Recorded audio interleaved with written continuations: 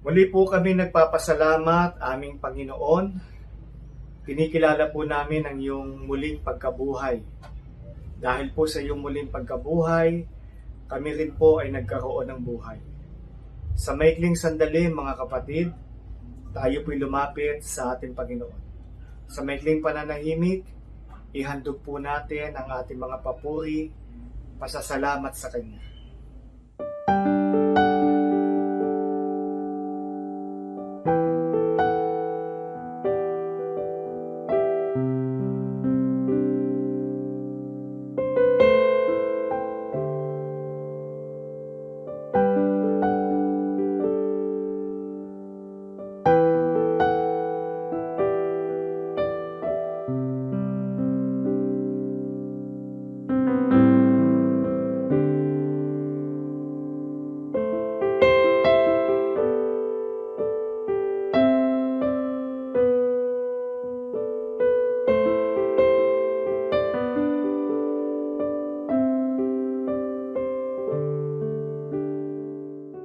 Samahan niyo po kami sa aming pananambahan ngayon, aming Diyos.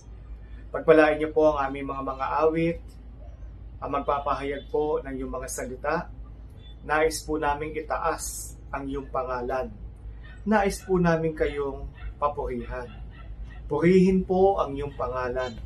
Ito po ang aming pagsambat panalangin sa pangalan po ng aming Panginoong Hesus.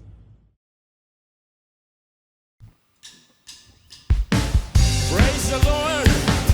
Let us celebrate, for this is the day that the Lord has made. The Lord Jesus Christ is alive.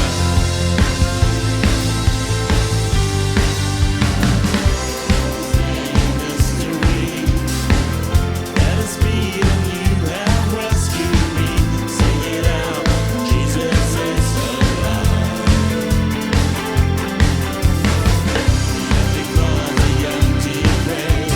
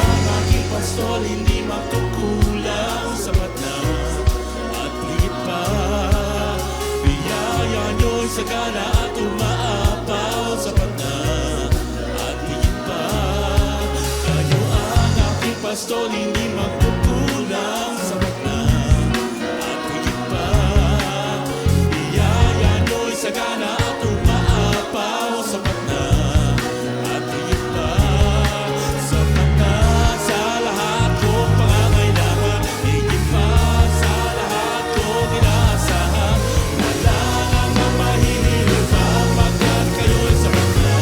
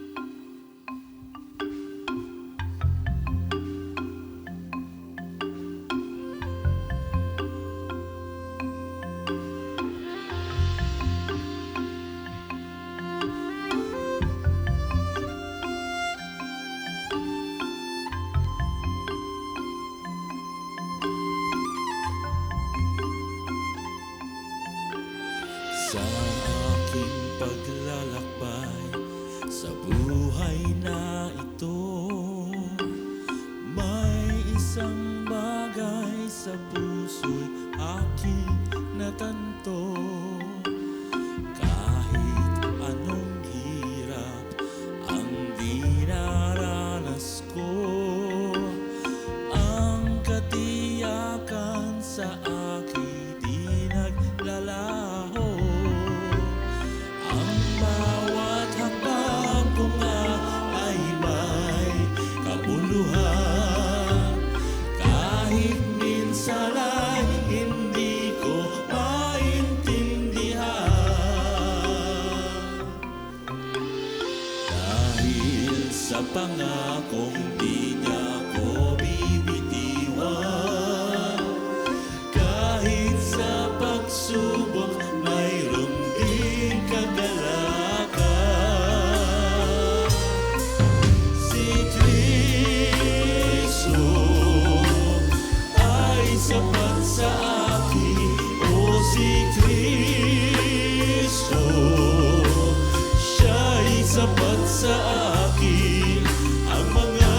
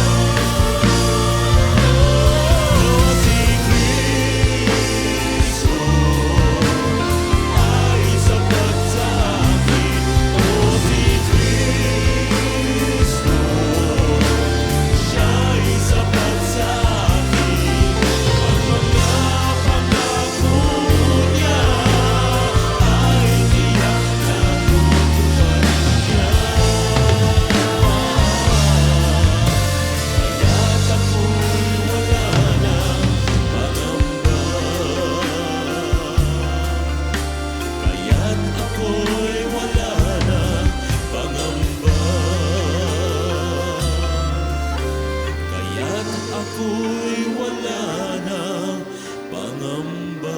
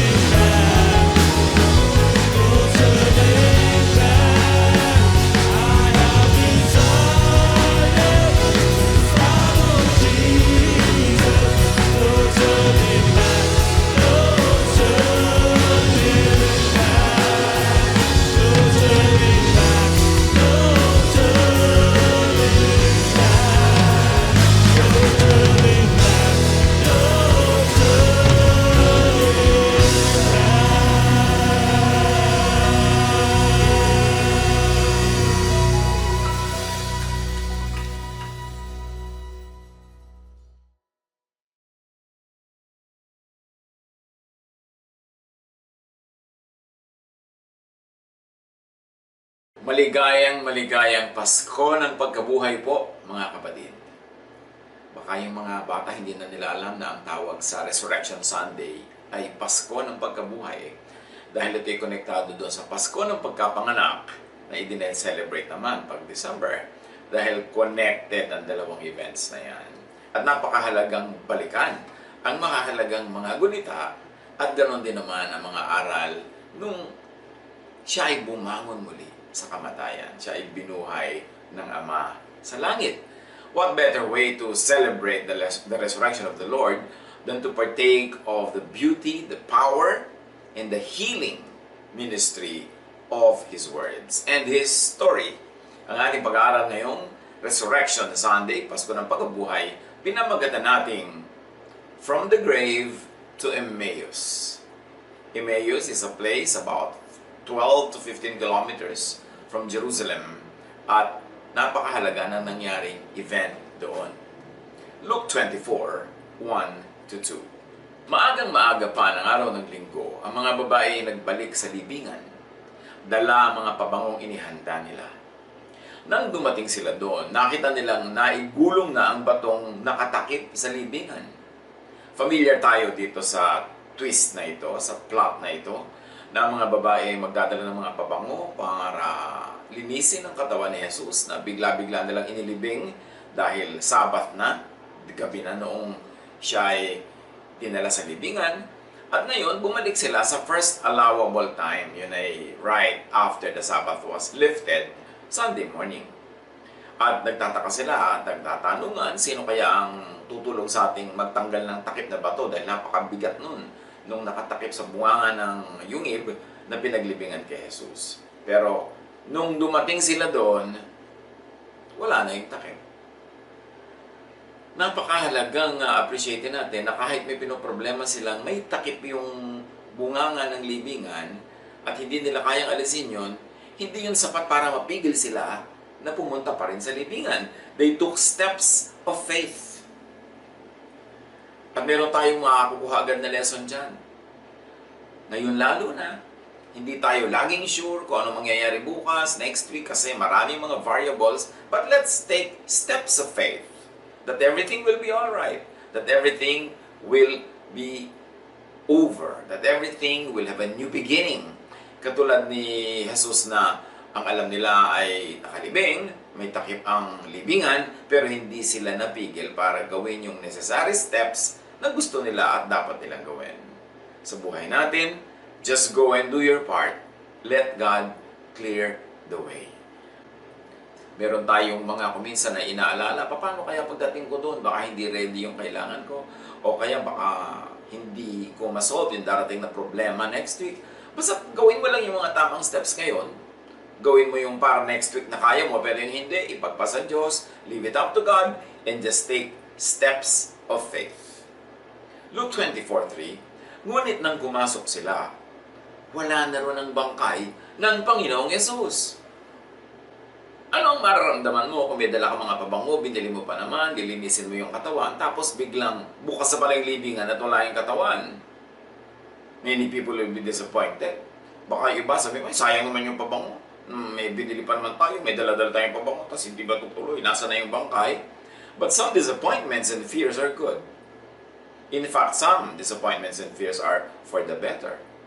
Imagine kung hindi sila na-disappoint. Yung pagpasok nila, nandun pa rin yung bangkay. Tapos sabi niya, okay, magsimula na tayo, linisin na natin, lagyan na natin ng mga pabango and spices. Tapos umuwi na uli sila. Hindi wala tayong pag-uusapan ngayon na Pasko ng Pagkabuhay. Wala tayong pag-uusapan na Resurrection Sunday. But this Resurrection Sunday, which we celebrate, began with a disappointment. Yung mga babae natakot, na-disappoint, nasa yung bangkay. Ang mabuti nga, na-disappoint sila at wala yung pinuntahan nila. Kasi kung nandun, yun na nga, di wala tayo ngayong Resurrection Sunday. Hindi lahat po ng disappointment, hindi lahat ng hinahanap natin na wala, ibig sabihin, dapat na tayo agad na malungkot, dapat na tayo agad na makaramdam ng kabiguan. Learn to be positive, hopeful, faithful, punong-puno ng faith, when initially, you do not find what you expect. When initially, you do not get what you want. Hindi mo nakita yung hinahanap mo, hindi mo nakuha yung gusto mong kuhanin, dapat ka na mag-isip na masama ang nangyari sa'yo. It could be for the better. At hanapan nyo agad ang ma-applyan yan today sa buhay natin. Hindi lahat ng kabiguan ay talagang dapat na ipagluksa. Hindi lahat ng parang setback. Sabi nga ng isang napakatalinong lalaki, 1 step backward, 2 steps forward. Hindi ko man na backward ka ngayon, backward na forever. Merong atras lang, sa abante ka, parang cha-cha. Kaya, huwag natin laging isipin na negative ang nangyayari, na setback tayo, maraming na iba. Yan ay maaaring isa lamang na paghahanda para isang magandang bagong paniniwala ng maraming buhay. Luke 24, 4-5. Samantalang nagtataka sila kung ano ang nangyari, biglang lumitaw sa tabi nila ang dalawang lalaking nakakasilaw ang damit. Dahil sa matinding takot, sila'y nagpatira pa. Tinanong sila ng mga lalaki. Maganda ang tanong ng mga lalaking ito, nasabi naman sa ibang version na yung mga anghel, bakit ninyo hinahanap ang buhay sa lugar ng mga patay? Do not look for life in a grave. What you want to find, search in the right places. Halimbawa, ikaw dalaga, naghahanap ka ng matinong magiging partner sa buhay. Saan mo hinahanap? Hinahanap mo sa bar, hinahanap mo sa mga kalye, hinahanap mo sa mga kung saan lugar ng mga kaduda-duda, kung napakatino ng pinaggagawa ng mga nandun. So, ano bang hinahanap mo? Maghanap ka sa tamang lugar. Ito i-apply natin sa paghanap ng kaibigan, ng kapartner, ng kasosyo. Naghahanap ka ng kasosyo sa negosyo, tapos sa sugalan ka naghahanap. Anong klaseng kasosyo mahahanap mo dun? So, sabi ng anghel, why are you looking for the living among the dead? Dapat hindi nyo dito hinahanap si Jesus, kasi siya ay buhay. Luke 24:6. He is not here. He has risen. Wala siya rito. Siya ay muling nabuhay. Life, blessing is usually not found in the wrong places. Kaya, hindi talaga doon dapat nila hinahanap. Pero saan nga naman sila maghahanap? Yung huli nilang nakita, hindi libing. Pero nalimutan nila na sinabi ni Jesus na siya ibabangon muli. Kaya lang, yun ang pinaka-practical na gawin nila. Doon nila huling nakita, doon nila pupuntahan. Luke 24:6-8. Alalahanin ninyo ang sinabi niya sa inyo nung nasa Galilea pa siya. Ang anak ng tao ay kailangang ipagkanulo sa mga makasalanan at ipako sa krus. At sa ikatlong araw ay muling mabubuhay. Naalala nga ng mga babae ang mga sinabi ni Jesus noong una. Sa wakas, naalala rin nila. Matapos ipaalala sa kanila ng anghel. Know, understand, and keep in mind important words of and from God. Importante yan sa buhay natin. Make sure you correctly understand, interpret, and apply the words in the Bible. Marami kasi, ang tagal-tagal ng mananampalataya, ang tagal-tagal na nagbabasa ng Biblia, ang tagal-tagal na nag-church.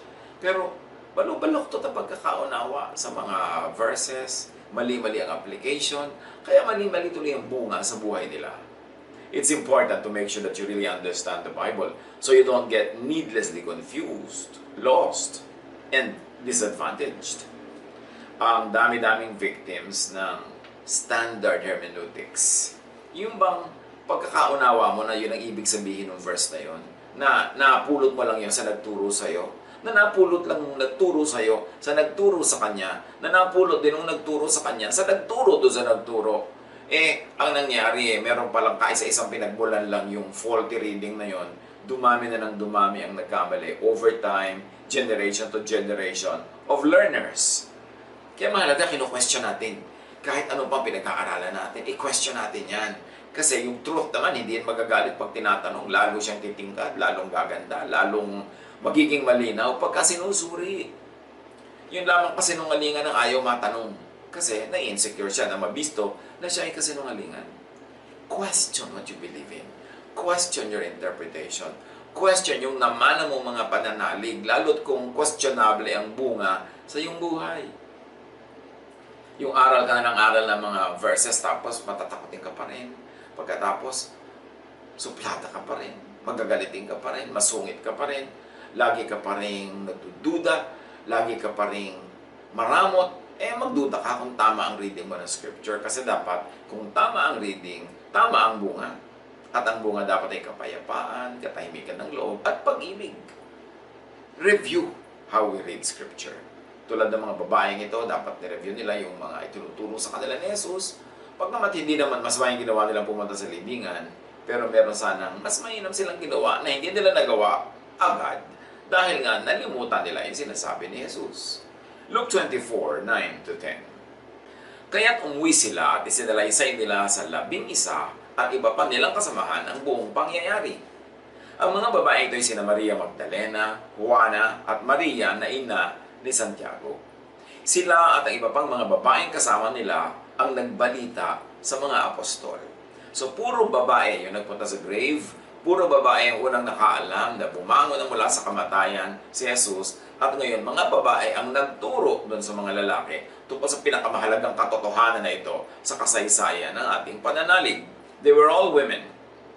And suddenly the importance of women was resurrected with and by Jesus. Talagang maraming na-resurrect, maraming na bumangon mula sa kamatayan nang si Jesus ay bumangon. Isa na doon yung babae na lagi nang inaapi ng pagkatagal-tagal, second class, at lagi na lang siya ay binubusala ng bibig, hindi makakibo, madaling basta na lang dispatchahin sa buhay. But the importance of women was emphasized by the resurrection of Jesus, having been revealed to women first. Luke 24:11. Akala ng mga apostol ay kahibangan lamang ang kanilang sinasabi, kaya ayaw nilang paniwalaan ang mga kababaihan. So you see, ganun ang pagtingin ng mga apostol sa mga kababaihan. Walang masasabing matino, lalo't kung ang sinasabi nila ay kakaiba sa karaniwan. But do not automatically reject a new idea. Yan ang mahalaga. Imagine Jesus rising from the dead, a dead person rising from the grave. That's a new idea. But just because it was new, did not mean that it was wrong. Just because they could not understand it, meant that it was wrong. A wise man once said, "It is exceedingly foolish for a man to think that what he does not see does not exist, or what he does not understand is wrong." Ganyan din sa ating matters of faith, sa ating pag-i-interpret ng scripture. Sa mga readings, hindi natin naintindihan agad ang isang paliwanag, ay wrong na agad yun, re-rejectin na natin. But this man rejected the very wonderful news of the resurrection of Jesus. Do not automatically reject what you do not understand. What is outside of your dictionary. Kung wala yan sa vocabulary mo, expand your vocabulary. Kailangan dumami ang nauunawaan, hindi yung pilit mong pagkakasyain sa isang maliit, makitid na isip at mababaw na isip ang lahat ng dapat mong malaman. We must extend our tent curtains wide to accommodate more things. Kaya ang isip ay dapat laging hinahasa, tinuturuan, nililiwanagan, para ito ay lumaki at mas maraming magkasyang katotohanan doon. At huwag sexist, huwag condescending sa kababaihan. Kung walang kababaihan yung nagsalita, ayaw na nila agad maniwala. Luke 24:12. Ngunit tumayo si Pedro at patakbong nagpunta sa libigan. Yumuko siya at pagtingin sa loob ay wala siyang nakita kundi ang mga telang lino na ipinambalot kay Jesus. Kaya't umuwi siyang nagtataka sa nangyari. So apparently yung bunganga ng kuweba ay hindi full length ng tao ang kanyang taas. So kailangan yumuko para pumasok. So bagamat yung bato ay natanggal na, si Pedro ay kinailangang yumuko at nakita niya sa loob, nandun yung mga linen cloth na ibinalot kay Jesus. Wala yung katawan na dating nakabalot doon pero naiwan yung linen cloth. At umuwi siya na nagtataka kung ano ang nangyari. Hindi niya maintindihan. So Peter listened to the message anyway, yung message nila Mary Magdalene, and so Exhibit A, the linen cloth. So it's okay to be shaken from comfort zones. Basta mag-wonder, mag-isip. Si Pedro was shaken from his comfort zone. Bumangon si Jesus sa kamatayan. Pumunta siya sa libingan. Wala ang katawan, naiwan yung tela. Ang naging ending sa kanya, at least ng episode na yon, nag-iisip siya. At pag ang tao ay nag-iisip, ang laki naman ng posibilidad na may maisip siya. Kaya mahalaga, nag-iisip. Luke 24, 13 to 14. Nang araw ding yon, sa kabilang banda, isang eksena ito na kakaiba naman, may dalawang alagad na naglalakad papuntang Emmaus. Isang nayong may 11 kilometro ang layo mula sa Jerusalem. Pinag-uusapan nila ang mga pangyayari. So bagong-bago yung balita. Pero itong dalawang ito, for whatever reason, they had to go to Emmaus, away from Jerusalem. At ang pinag-uusapan nila, ang topic nila ay ang naganap sa Jerusalem, yung pagbangon ni Jesus. Or ang nangyayaring pagbangon ni Jesus na pinag-uusap-usapan pero hindi pa confirmed. So 2 by 2, ito nagbabiyahe. So mahalaga yung may companion. Tinrain sila ni Jesus na ganyan lagi may companion. Meron ka ring sounding board, may kausap ka, o pwede mong madinig mula sa bibig niya yung gustong isipin ng sarili mong isip. It was very helpful, therapeutic, and of course, it had a lot of practical help, practical purpose na dala-dalawa pagka naglalakbay. Luke 24, 15 to 16. Habang sila'y nag-uusap, lumapit si Jesus at nakisabay sa kanila. Ngunit siya hindi nila nakilala na para bang natatakpan ang kanilang mata. So, pag pupuntahan ka ni Jesus, kahit nasan ka, kahit pasaan ka, kahit anong ginagawa mo, pupuntahan ka ni Jesus. And spiritual visitations usually happen in the thick of one's chore, of one's activity. Spiritual reality is often invisible, unrecognizable. Kaya ang kailangan talaga ay pagpapaliwanagan o kaliwanagan. Dahil yung nakikita mo, yung pala may iba pang ibig sabihin yun. Yung binasa mong verse, meron palang napakalalim na magandang kahulugan pero nilampasan mo lang, hindi mo nakita. Tulad nitong si Jesus, nakisabay siya doon sa mga naglalakad na galing Jerusalem to Emmaus, hindi naman siya nakikilala. Pwede mangyari yan sa atin in many, many ways. May message pero hindi mo makita, may katotohanan pero hindi mo makita. Dahil spiritual truths have to be revealed in a very, very personal way. Kailangang ipakita, ipaliwanag, ipagkaloob sa iyo ng Espiritu para mo makita ang mga spiritual na bagay. Luke 24:17. Tinanong sila ni Jesus, ano ba ang pinag-uusapan ninyo? It's really a question. A question is usually a better entry point than a statement or a declaration. Kaya pag pumapasok tayo sa mga usapan, meron tayong gustong ipasok, mas magandang patanong kaysa declare ka na agad na this is the truth, this is my truth. And it was a very, very open question. Ano ba ang pinag-uusapan ninyo? Sa pagpapatuloy, 17 to 19, tumigil silang nalulumbay at sinabi ng isa sa kanila na nagngangalang Cleopas, ikaw lamang yata ang dayuhan sa Jerusalem na hindi nakakaalam sa mga pangyayaring katatapos lamang maganap doon? Anong mga pangyayari? Tanong niya. So here is a question which is an answer to the question. Ibig sabihin, hahaba ang usapan na ito kasi pareho sila nagtatanungan, hindi sila nagdi-dismiss nung punto ng isa't isa. Luke 24:19. Sumagot sila, tungkol kay Jesus sa taga Nazaret, isang propetang makapangyarihan sa salita at gawa, maging sa harap ng Diyos at ng mga tao. So, propeta daw si Jesus, it's an under-comprehension of who Jesus was.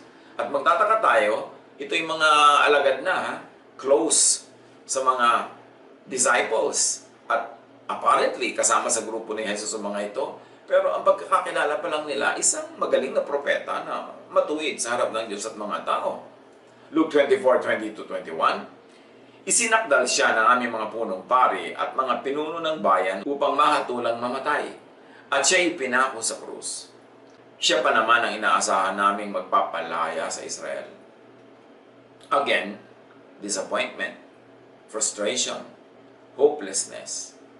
Sabi nila, alam mo, napakahusay niyang propeta, pero pinatay nila. Inaasahan pa naman namin, siya ang magpapalaya sa Israel. Ang inaasahan kasi nila is a physical, political king. Hindi Kingdom of God, kundi Kingdom of Israel ang kanilang gustong buuin At yun din ang pag-aakala ng mga ito tungkol kay Jesus. So na-disappoint sila dahil hindi matutuloy yung pagtatayo ng Kingdom of Israel na malaya mula sa Roma, malaya mula sa, siguro sa kanilang sariling elite, kung kani-kanino man na nagpapahirap sa buhay nila. Paano kaya kung natupad yun? Na si Jesus ay biglang nag-lead ng revolution, nag-declare ng republika o nag-declare na isang kingdom at naging hari siya sa Jerusalem. Pag-uusapan ba natin ngayon ang Pasko ng Pagkabuhay? Magiging isa lang siya sa mga haring dumating at dumaan at nalimot. Again, this is a disappointment. The women were disappointed na wala yung body. Ngayon naman, na-disappoint sila dahil nawala si Jesus bilang political king na inaasahan nila. So, do not be sad for every disappointment. Sometimes, a point of disappointment is a turning point to your appointment with your destiny. Yung nabigo ka, hindi ibig sabihin nun nabigo ka lang. Maaaring lumiko ang daan dahil may pupuntahan kang mas mabuti at mas maganda, higit pa sa inaasahan mo. Na dahil nangyari na yon, nagpasalamat ka tuloy na hindi natuloy yung gusto mo dahil may mas mabuting napunta sa'yo. Ganyan din yung kumisan mga nakatakdang ikasal, merong inaasahang mapapangasawa na nila, hindi natuloy. Nadi-disappoint sila agad, parang nawala na ng pag-asa, nawala na ng future. But it could only be a turning point. Because a disappointment point could be the point of your resurrection. It could be the point of your recovery. It could be a jumping board towards something greater and higher. So, natural lang na minsan nakaka-feel tayo ng frustration, kabiguan, pag yung gusto natin hindi nangyari. Pero dapat sandali lang yun, huwag magtagal sa ganong feeling. Get out of that mode, move on, because God is our hope. At sabi ng God Diyos, I know the plans I have for you. Plans not to harm you. Plans to give you hope in the future. So, natural lang at normal na kung minsan ma-frustrate pagka yung gusto natin hindi nangyari. Pag may nangyayaring ayaw natin. Pero, hope and believe in God that it will be for the better because the future is in the hands of God. It could only be better. Luke 24:21. Sa pagpapatuloy ng dalawang nagkukwento tungkol kay Jesus. Hindi lamang yan. Ikatlong araw na ngayon mula nang mangyari ito. Parang sa pagdidiin nila ng 3 araw na siyang nailibing, parang point of no return na ang inabot ng lahat. Luke 24:22-23. Nabigla kami sa ibinalita ng ilan sa mga babaeng kasamahan namin. Maagang-maaga raw sila nagpunta sa libingan at hindi nila natagpuan ang kanyang bangkay. Mabuti nga. Paano kung natagpuan nila as expected? Di again, wala tayong pag-uusapan ngayon na Pasko ng Pagkabuhay. Wala tayo ngayon sa topic na ito. When what you expect does not happen, pray for and be open for a better kapalit. Bakit? Kasi may Diyos tayo. So, laging meron tayong hope at hindi yan papakonsuelo lang. Kasi may Diyos, lagi mong i-expect yan, better, better, better. Ba't naman gagawin ng Diyos na worse, worse, worse? Napakaganda ng plano niya para sa atin. Luke 24:23-24. Nagbalik sila at ang sabi, nakakita raw sila ng isang pangitain, mga anghel na nagsabing si Jesus ay buhay. Pumunta rin sa libingan ng ilang mga kasama namin at ganoon nga ang natagpuan nila. Ngunit hindi nila nakita si Jesus. So hindi nagpakita doon sa mga lalaki. Luke 24:25-27. Sinabi sa kanila ni Jesus, kay hahangal ninyo, kay kukupad ninyong maniwala sa lahat ng sinasabi ng mga propeta. O ayan tuloy, napagsabihan na sila. Kasi ang kulit nila, hindi sila makaintindi. Mga disciples to ha. Hindi mga karaniwang tao lang na nakikinig-kinig. Sila yung kasakasama, kabukabuntot kahit saan. Bagay marinig ng maraming theologians and teachers ngayon na hindi nakakakita, hindi nakakaunawa kay Jesus after all this time. Kasi ang dami-daming mga tao, ang tawag nila sa sarili nila, Christians, maka-Kristo, maka-Jesus. Pero ang turo naman nila, maka-Pharisee. Ang sistema nila, maka-Pharisee, hindi maka-Jesus. Pero puro si Jesus ang sinasabi nilang kanilang pinaniniwalaan, Panginoon, tagapagligtas. Dapat marinig ng marami sa atin ang ganitong paalala ni Jesus. Sabi niya, kay kukupan din yung maniwala sa lahat ng sinasabi tungkol kay Jesus. At sa sinasabi mismo ni Jesus. Hindi ba't kailangan ang Kristo sa pagpapatuloy ay magtiis ng lahat ng ito bago siya pumasok sa kanyang kaluwalhatian? At ipinaliwanag sa kanila ni Jesus ang lahat ng sinasabi sa kasulatan tungkol sa kanya. Simula sa mga aklat ni Moises hanggang sa mga sinulat ng mga propeta. Luke 24:28-29, malapit na sila sa nayong kanilang pupuntahan at si Jesus ay parang magpapatuloy pa sa paglakad. Ngunit siya'y pinigil nila. Tumuloy ka na muna rito sa amin. Palubog na ang araw at dumidilim na, sabi nila. Kaya't sumama nga siya sa kanila. So dumating na yung dalawa sa kanilang pupuntahang bahay at si Jesus ay nag-akma na tutuloy pa ng kanyang paglalakad. This is ethics. Kasi alangan mong kung tumigil na yung dalawa, tumigil na rin siya expecting to be invited in. That would be an imposition, an inconvenience, and a burden. Or it could also be a test. Kung ano nga ba talaga ang attitude at gagawin ng dalawang ito. Gabi na, papabayagan pa nila yung kausap nila at kasama sa paglalakbay na tumuloy sa next bayan. Siyempre, aabutin na yun ang talagang dilim at gabi. Sabi, huwag na kayong tumuloy. Dito na kayo humapon. Dito na kayo magpalipas ng gabi kasi madilim na. Luke 24:30, nang siya'y kasalo na nila sa pagkain, so nagstay si Jesus, dumampot siya ng tinapay at nagpasalamat sa Diyos. Pagkatapos, pinapiraso ito at ibinigay sa kanila. Take note, this is the first meal of Jesus on record after the resurrection. What's so special? The ordinariness of these two persons. Kasi, hindi naman sila yung mga special disciples. Wala naman sila doon sa 11. Isa lang nga ang binigyan ng pangalan. So siguro babae yung kasama. Maaaring mag-asawa itong dalawang ito. Kaya yung lalaki lang ang tinawag ng pangalan, which is the tradition in biblical writing. Hindi naman sila ganun ka-special. Pero si Jesus, sila ang unang din sinamahan sa pagdulog sa hapunan. At si Jesus pa yung nagpira-piraso ng tinapay. Si Jesus talaga democratized heaven. Ginawa niyang special yung mga hindi naman talaga laging special sa tingin ng iba. At ito'y kita-kita natin sa kung kanino siya unang nakipagkwentuhan ng mahaba, matagal, at ngayon dudulog pa sa pagkainan. Luke 24:31, pagkapira-piraso ni Jesus ng tinapay, noon nabuksan ang kanilang mga mata at nakilala nila si Jesus. Subalit siya'y biglang nawala sa kanilang paningin. So dahil sa ginawa ni Jesus sa pagpira-piraso ng tinapay, malamang na meron siyang certain style ng pagputol, ng pag-abot ng tinapay, ng mga sinasabi, biglang nabuksan ang isip nitong dalawa na si Jesus pala yung kasama nila all along. Nangyari rin yung ganitong nawawala bigla doon kay Philip nung binautismohan niya yung Ethiopian official. This motif happened at least twice. So nawala bigla ang Panginoong Jesus. Nabuksan ang mata. At nung nabuksan na ang mata nila, biglang nawala na si Jesus. Kasi nagbukas na ang mata nila eh. Ibig sabihin nun, patuloy na yung magiging bukas, mananatiling bukas, at marami na silang makikita, malalaman, at maituturo sa kanilang kapwa-tao paglakad ng panahon. Pray for your eyes to be open to see Jesus. Very importantly, to see Jesus-ness.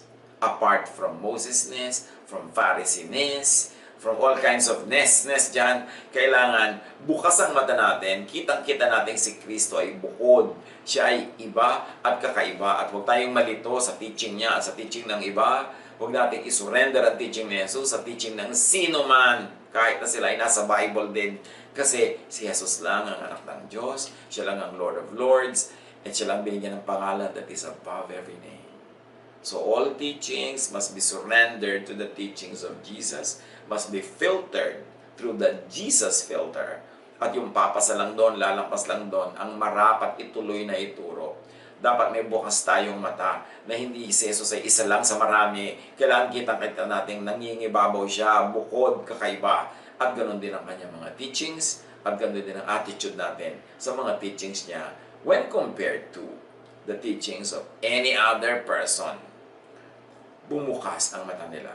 At ang idalangin natin, ganon din ang mangyari sa atin.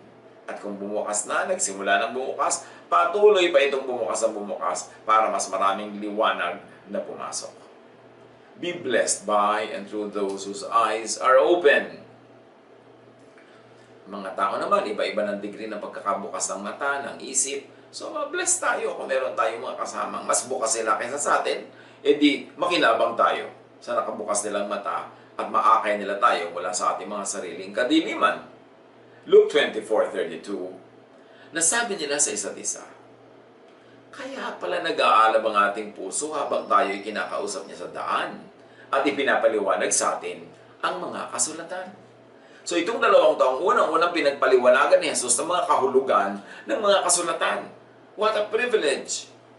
At ito'y naglalakad lang sila sa daan at naturuan na sila ng naturuan, hindi pa nila nalaman kung sino yung nagtuturo sa kanila. Kaya dapat bukas ang mata natin kung may nagtuturo sa atin. Ito ba'y si Jesus? Ito ba'y sugo ni Jesus? O pwedeng sugo ng kalaban? Dapat bukas ang mata, laging nanunuri, makiramdam, at damhin ang apoy sa dibdib. Kasi sabi niya, hindi ba, na parang nag-aapoy ang dibdib natin, o kausap natin siya, may nararamdaman tayo, hindi natin may paliwanag. At ganun talaga. Pagka ikaw ay kinakausap ng Espiritu, ramdam mo sa iyong dibdib. Ramdam mo sa iyong kaluluwa. Ramdam mo sa iyong Espiritu. Kasi hindi naman ordinaryo pagka ikaw ay pinagpaparamdaman ng Espiritong Banal. Luke 24:33-35. Agad silang tumayo at nagbalik sa Jerusalem. Narat na nilang nagkakatipon doon ang 11 at ang iba pa mga kasamahan nila. Sinabi ng mga ito sa dalawa, totoo nga palang muling nabuhay ang Panginoon. Nagpakita sila kay Simon. At isinalaysay naman ang dalawa ang nangyari sa daan at kung paano nila nakilala si Jesus nang paghati-hatiin ito ang tinapay. So kaya lang naniwala yung mga lalaki nung sinabi na ni Pedro sa kanya rin nagpakita. Pero kasi mga babae lang, hindi pa sila naniniwala. Namimili pa ng paniniwalaan. Pero finally, naalaman din nila. At na-confirm pa nitong dalawang nagpunta sa Emmaus. Kaya lang kakaiba ang kwento nila. Ang tagal nilang nakasabay maglakad, tinuruan sila ng mga kahulugan, ng mga salita sa scriptures, at dumulog pa sa kanilang hapagkainan. Hindi lang nga tumuloy-tuloy na kumain doon, pero siya ang naghati-hati ng tinapay. Nakilala nila si Jesus sa gawa. Kilalanan truth sa gawa, sa bunga. Marami nagtatanong, paano po namin malalaman kung tama ang interpretation ng scripture? Kung tama ang application? Well, malalaman mo yung truth because the truth is Jesus. Malalaman mong truthful yung reading mo, interpretation mo, kung ang bunga sa iyo ay loving, restful, peaceful, inclusive ka. Kasi yun si Jesus. Paano mo malalaman na tama ang interpretation mo sa isang verse, tama ang iyong application, ang bunga sa iyo, loving ka, ang nagiging ugali mo, loving. Ang bunga sa iyong isip, sa iyong puso, sa iyong buhay, restful ka. Rested ka. Peaceful. Hindi ka ligalig, hindi ka takot, at inclusive ka. Hindi ka mapagpuwera, hindi ka mapaghiwalay sa sarili mo. Kasi si Jesus ay ganon. Doon mo malalaman kung tama ang interpretation ng Scripture. Hindi kung dahil ito ang interpretation ng ating simbahan, ito ang interpretation ng ganong leader, ito ang interpretation ng ating libro. No. Ano ang bunga sa iyo? Ano ang ginagawa sa iyo ng mga salita na ini-interpret mo? Bumabait ka ba? Bumubuti? Doon mo malalaman na tama ang reading. Pero kung nagbasa ka, nag-aral ka, ang naging bunga, sumungit ka pa, naging mapagparusa ka pa, naging judgmental ka pa dyan, at palahiwalay ka pa sa kapwa, alam mo na kontra kay Jesus yan. Magduda kung tama ang reading at interpretation. Luke 24:36. Habang pinag-uusapan nila ito, tumayo si Jesus sa kalagitnaan nila at nagsabi, sumainyo ang kapayapaan. So nakita nyo, Jesus na Jesus talaga. Hindi mo pwede mapagkamala na iba kasi kapayapaan agad ang greeting niya. Di ba't yan ang talagang gusto niya ibigay sa tao, kapayapaan? Sinasabi niya, my peace I give to you. I do not give as the world give, as the world gives you. So, do not be troubled, do not be afraid. Pero pag ang dumadating sa'yo, nananakot, ang dumadating sa'yo, nagpapanervyos, ang dumadating sa'yo, nag-i-stress, magduda ka kung galing kay Jesus yun. Kasi pagdating dito ni Jesus, ang first niya sinabi, kapayapaan ang sumayin nyo. Dapat ang dating sa atin ng isang teaching, ang dating natin ng isang balita ay nakakapagbigay ng kapayapaan, hindi kaligaligan.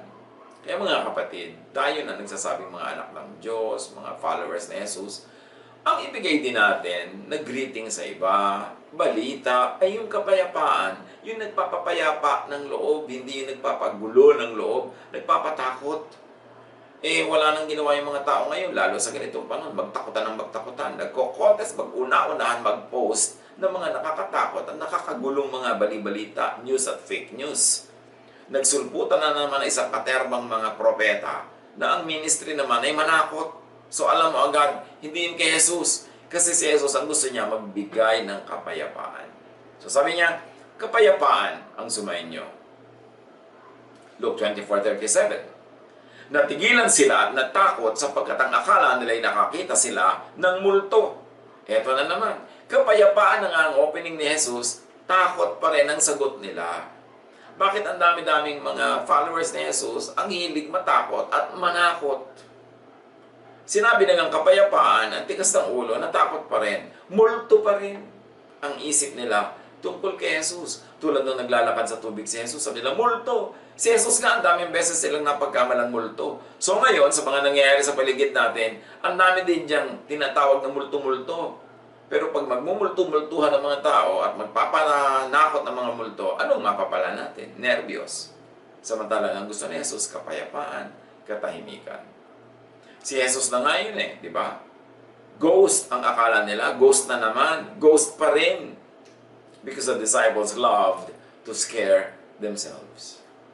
Luke 24:38-40. Kaya sinabi ni Jesus, bakit kayo natitigilan? Bakit kayo nag-aalinlangan? Tingnan ninyo ang aking mga kamay at mga paa. Ako nga ito. Hawakan ninyo at pagmasdan. Ang multo ay walang laman at buto, ngunit ako'y mayroon, tulad ng nakikita ninyo. Jesus is addressing the issue of bodily resurrection.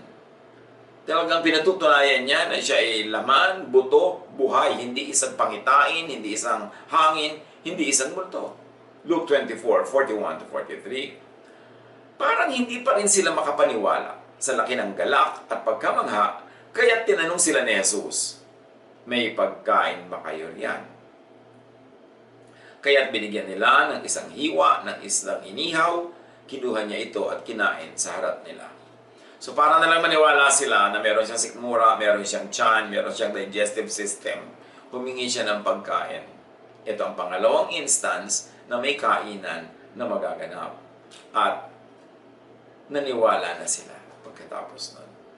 Luke 24:44-45. Pagkatapos ay sinabi niya sa kanila, ito ang tinutukoy ko nang sabihin ko sa inyo nung kasama pa ninyo ako. Dapat matupad ang lahat ng nasusulat tungkol sa akin, sa kautusan ni Moises, sa aklat ng mga propeta, at sa aklat ng mga awit. Binuksan niya ang kanilang pag-iisip upang maunawaan nila ang mga kasulatan. So once more, here is an extraordinary miracle done by Jesus. Binuksan niya ang isip ng kanyang mga disciples para makaunawa ng kasulatan. Hindi ibig sabihin na ginawa niyang perfect and infallible and inerrant ang mga disciples. Binuksan niya yung isip para maging capable of knowing more and believing more. And it takes Jesus opening a mind for it to see. Hindi pwedeng human effort lang yan. Hindi pwedeng knowledge lang yan. Bagamat handy ang knowledge, you're more equipped to understand when you're knowledgeable, but knowledge by itself will never be enough. You need the work of Jesus to open your eyes to see.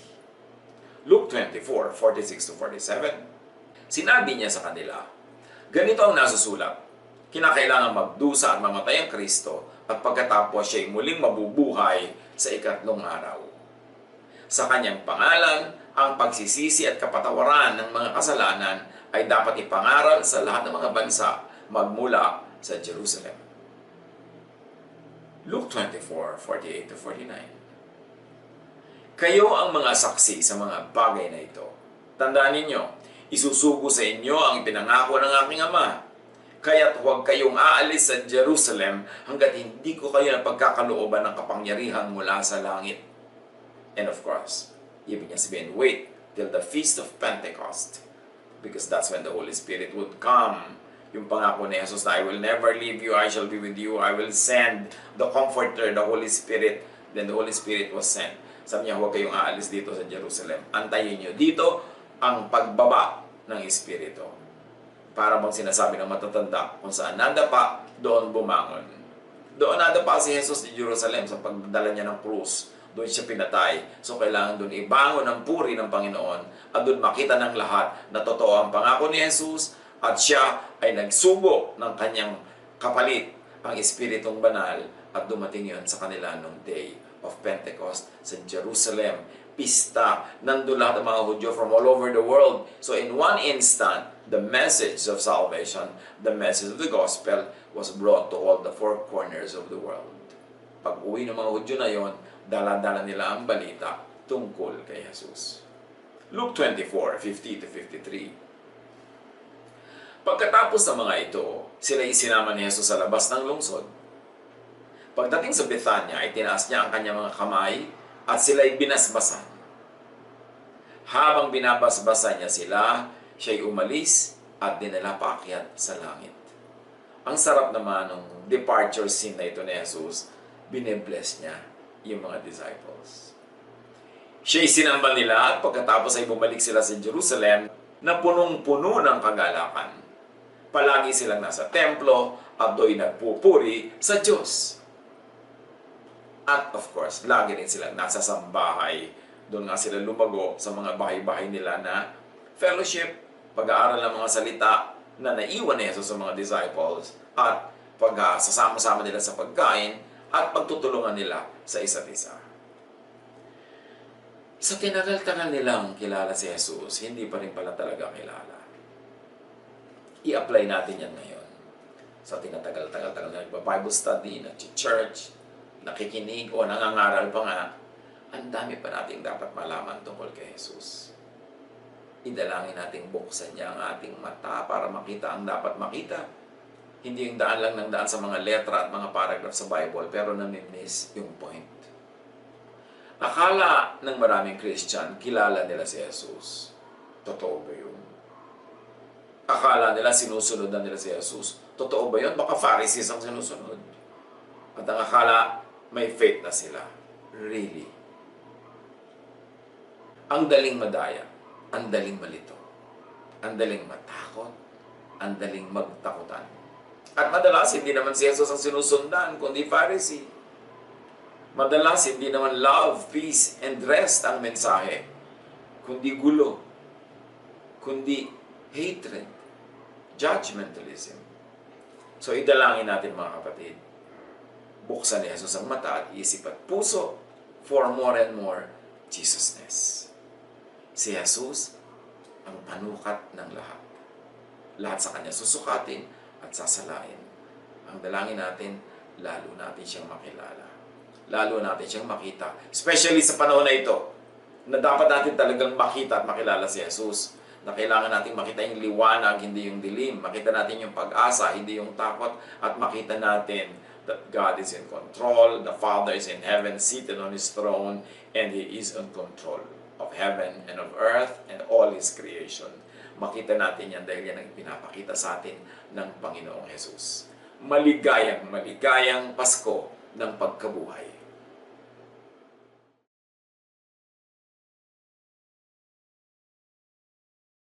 Panginoon, marami pong salamat sa inyo pong napakamabungang katuruan na laging may pag-asa sa aming paghayo, paglalakbay sa buhay na inyong pinagkaloob sa amin.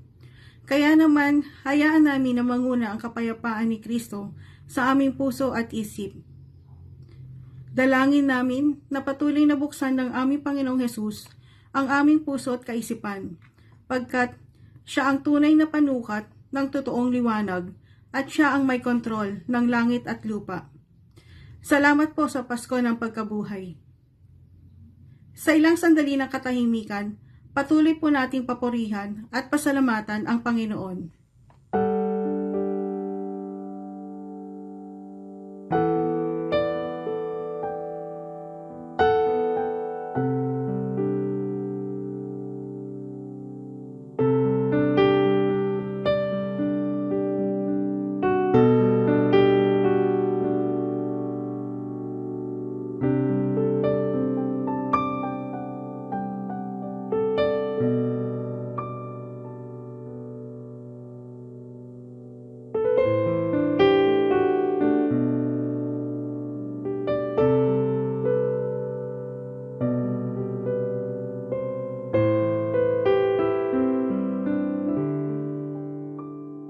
Panginoon, narito po ang aming mga handog, ibinabalik at iniaalay po namin sa inyo sa pangalan ng Panginoong Hesus.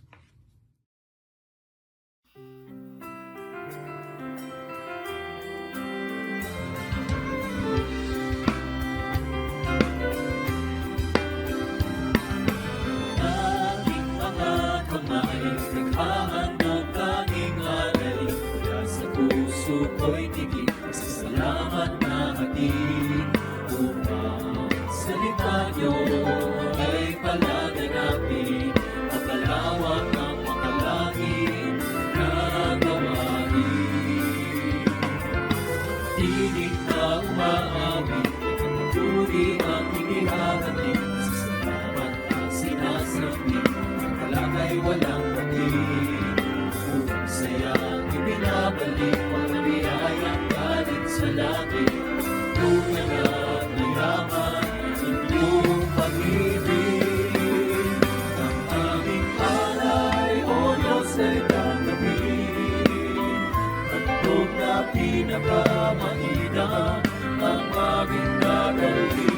Lahat ng ito'y sa inyo dinamdalin. Manalaan tungo sa inyong gawain. Ang aming alay, O Diyos, ay tanggapin. Handog na pinakamainam, ang aming dadalhin. Lahat ng ito'y sa inyo dinamdalin. Nakalaan tungo sa inyong gawain.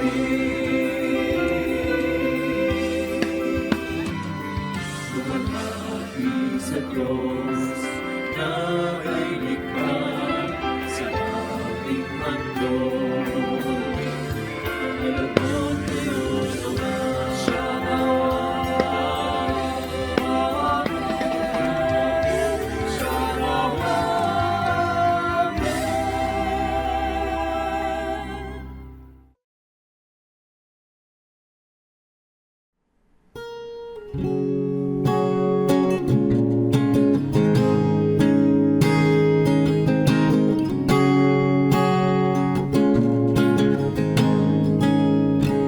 The head that once was crowned with thorns is crowned with glory now. The Savior knelt to wash our feet. Now at his feet we bow. The one who wore our sin and shame, now robed in majesty. The radiance of perfect love now shines for all to see.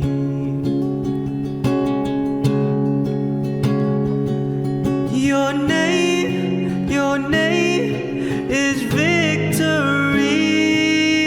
All praise will rise to Christ our King. Your name is victory.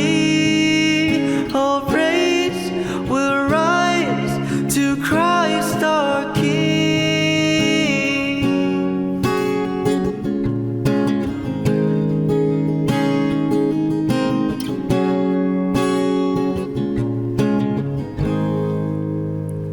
The fear that held us now gives way to Him who is our peace. His final breath upon the cross is now alive in me.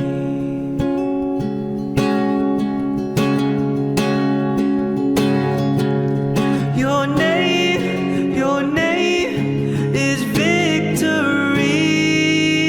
All praise will rise to Christ our King. Your name is victory.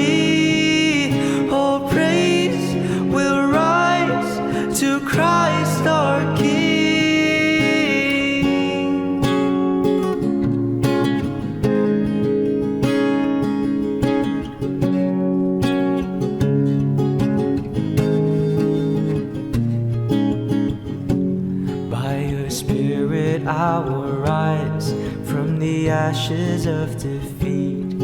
The resurrecting King is resurrecting me. By your Spirit I will rise from the ashes of defeat. The resurrecting King is resurrecting me. By your Spirit I will rise from the ashes of defeat. The resurrecting King is resurrecting me. In your name I come alive to declare your victory. The resurrecting King is resurrecting me. By your Spirit I will rise from the ashes of defeat. The resurrecting King is resurrecting me. In your name I come alive to declare your victory. The resurrecting King is resurrecting me. By your Spirit I will rise from the ashes of defeat.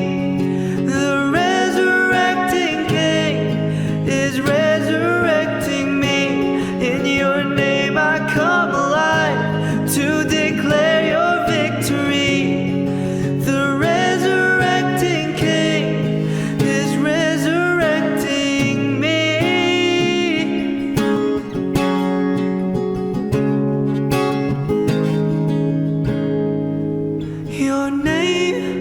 Your name is victory. All praise will rise to Christ our King. Your name is victory. All praise will rise to Christ our King.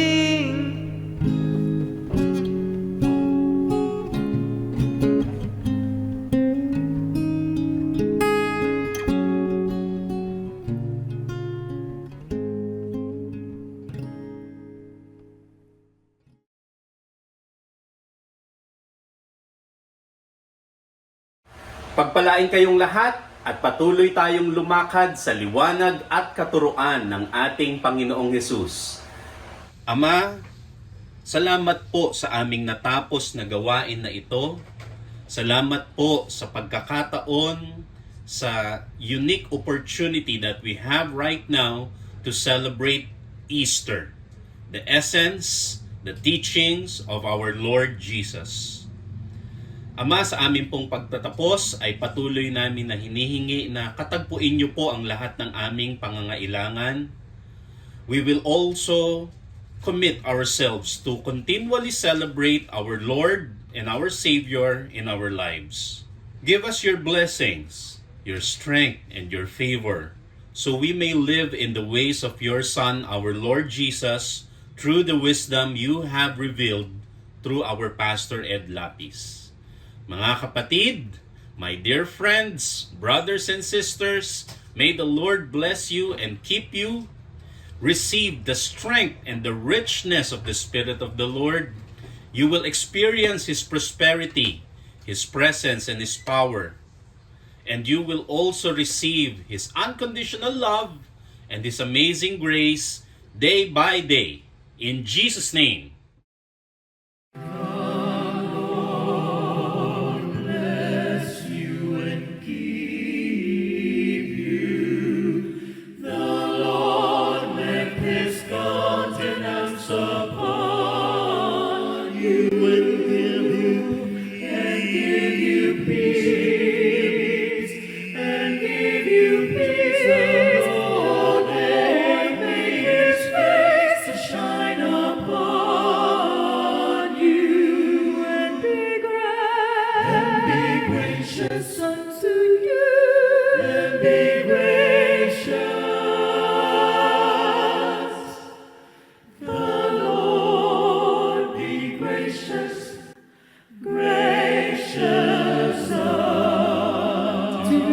To you.